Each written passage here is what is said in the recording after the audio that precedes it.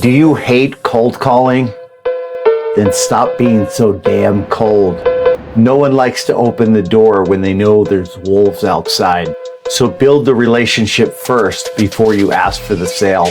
So if you're anything like me and you think real life is more like the movie The Matrix than most people realize, in this video I'm going to teach you how to bend the perception of the way you see the people you're calling. And more importantly, I'm going to bend the perception of the way they see you, so they see you as a caring, warm, compassionate person before you ever ask them for the sale. Guys, I'm Ken Blumberg and this is Get Real with Ken Blumberg. And in this video, I'm going to give you the nuggets that are going to give you the keys to your probate and cold calling kingdom. So look, if you're like me, you get 6 marketing text messages and 4 phone calls a day asking you to buy something. And sometimes it can even drive you a little bit crazy that even the people you're working with seem like they don't care about you or what you want, and they're just out to make a quick buck. So much so that we can become like the people that frustrate us. That's why I came up with my reverse empathy system, which is mostly about using your tonality to put the person that you're calling at ease and make them feel comfortable so they don't feel like they have to run away from you.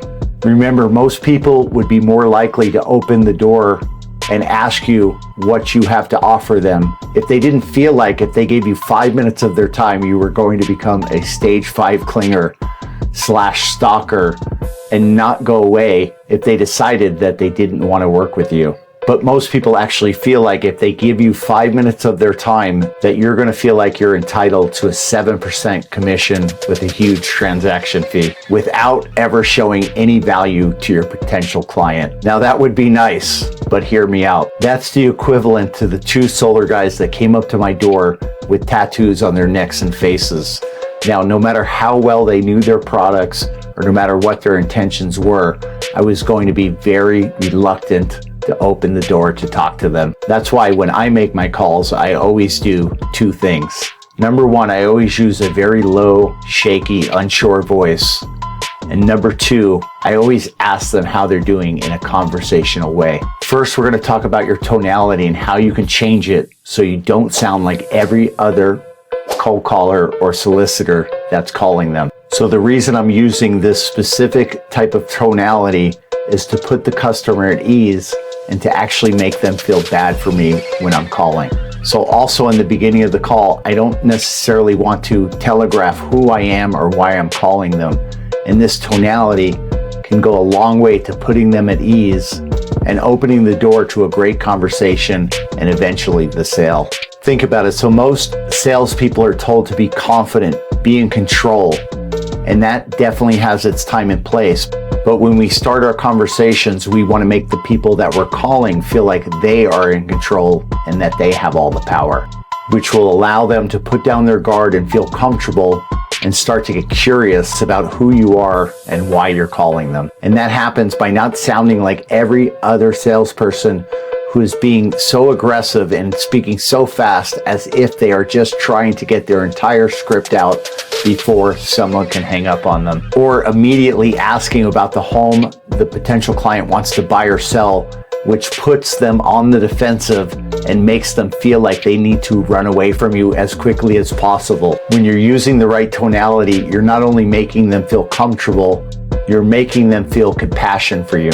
It's as if you're telling them this is not easy for me, which will make them feel more comfortable and make them want to slow down and actually help you and then hear you out because you're not a threat. This is where my reverse empathy method comes into play, because when they're more comfortable and they can relax, then they are more inclined to hear you out and find out exactly what you want to help them with. The right tonality can also make it easier for them to eventually invite you over to their property or to allow you to send comparable sales and stay in touch with them, because they feel like you're not desperate and you're not trying to force the sale, and you're not somebody that won't go away if they eventually decide that they don't want to work with you. Next, I always ask them how they're doing, and not in a cheap salesman way where I ask them how they're doing, and if they respond they're doing okay, then all of a sudden I feel like it's okay for me to make them my offer.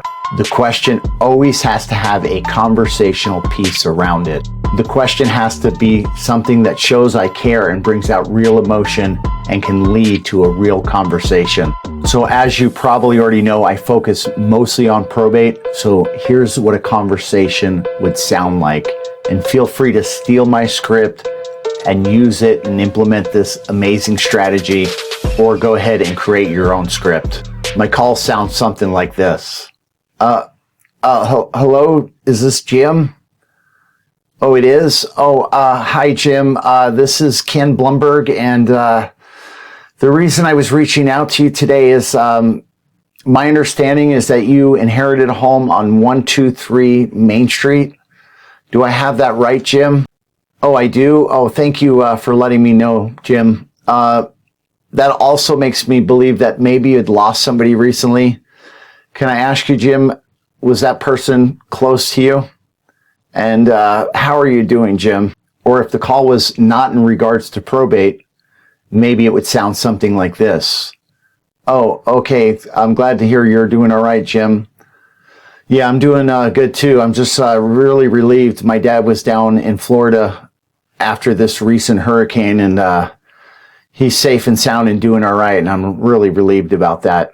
So happy that here in Las Vegas, we don't have that kind of weather that we have to deal with. Did you know anybody that was involved in the hurricane? Or I'd bring up the election and say, oh, I'm glad you're doing okay. Yeah, I'm doing all right too. I just wish this election would get over with. It feels like everybody's so tense, and I just hope we can put it behind us and everybody can relax a little bit and things could get back to normal. Are you feeling the tension also, Jim? Or any other opener that makes them feel like I'm a good person and I care about people and that I'm actually trying to have a real conversation with them?